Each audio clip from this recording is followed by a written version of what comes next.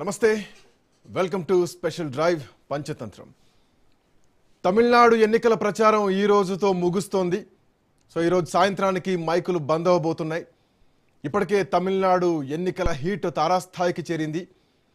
ఆఖరికి ఢిల్లీ మాజీ ముఖ్యమంత్రి ఆమ్ ఆద్మీ పార్టీ అధినేత అరవింద్ కేజ్రీవాల్ సైతం నిన్న సాయంత్రం స్టాలిన్తో కలిసి రోడ్ షోలో పాల్గొన్నారు. సో మొన్న జరిగినటువంటి డీలిమిటేషన్ వ్యతిరేకంగా తమిళనాడులో ఒక ఉద్యమ రూపమే జరిగింది. అక్కడి నుంచి మళ్ళీ ఎలక్షన్ ప్రచార శైలి మొత్తం మారిపోయింది. ఆ తర్వాత అరవింద్ కేజ్రీవాల్ రావడం, సో మోడీ వర్సెస్ అంటే ఢిల్లీ వర్సెస్ తమిళనాడు లాంటి ఎపిసోడ్ స్టార్ట్ అయింది. సో మరియు ముఖ్యంగా దక్షిణ భారతదేశంలో అతిపెద్ద రాజకీయ కంచుకోట అయినటువంటి తమిళనాడులో ఒక ద్రవిడ సెంటిమెంట్ నడుస్తూ ఉంటుంది.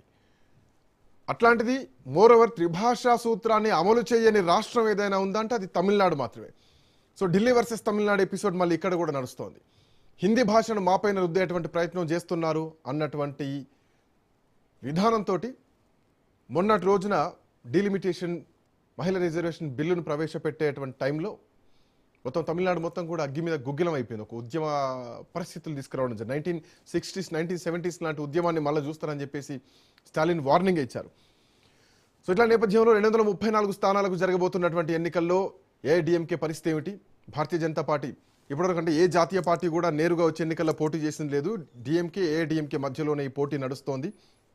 ఇప్పుడు కొత్తగా త్రిముఖ పోటీ విజయ్ రూపంలో వచ్చింది. ఇందులో ఇంకో ఈక్వేషన్ కోలీవుడ్ వర్సెస్ కోలీవుడ్ లాంటి ఈక్వేషన్ కూడా కనిపిస్తోంది. ఎందుకంటే అందులోనే ఉన్నటువంటి పెద్ద స్టార్స్ కమల్ హాసన్ డిఎంకేకి మద్దతు ఇస్తే అందులో ఉన్నటువంటి సూపర్ స్టార్ టీవీకే పార్టీ పెట్టి ప్రజల్లోకి వెళ్తున్నారు. సో ప్రజలు ఎటువైపు ఉండబోతున్నారు? మే 4వ తారీఖు రోజు ఏం తీర్పు రాబోతోంది? తమిళనాడులో ద్రవిడ ప్రజలు ఎట్లాంటి తీర్పు ఇవ్వబోతున్నారు? మాట్లాడదాం, చాలా అంశాలు డిస్కస్ చేద్దాం. ఈ రోజుతో ప్రచారం ఎండ్ అవుతున్నటువంటి క్రమంలో ఏ అంశాలు తమిళనాడు ఎన్నికల్ని ప్రభావితం చేయబోతున్నాయి? డాక్టర్ శేషు సార్ మనతో పాటు జాయిన్ అవుతున్నారు. శేషు సార్ నమస్తే, గుడ్ ఆఫ్టర్నూన్. నమస్తే శ్రీకాంత్ సార్, ఇందాక అంటే ఈ రోజుకు లాస్ట్ ప్రచారం. సో మరి కాసేపట్లోనే ప్రచారం ఇక చివరి ఘట్టానికి చేరుకోబోతోంది. సో ప్రజలు ఇప్పటికే డిసైడ్ అయి ఉంటారు. సో అంత భారీ వ్యతిరేకత